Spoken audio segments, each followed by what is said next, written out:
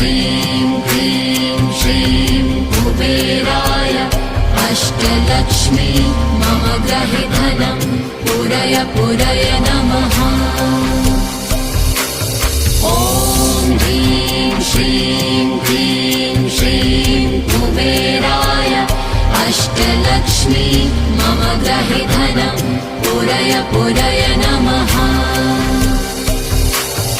ॐ ह्रीं श्रीं क्लीं श्रीं कुबेराय अष्टलक्ष्मी मम गृहे धनं पूरय पूरय नमः।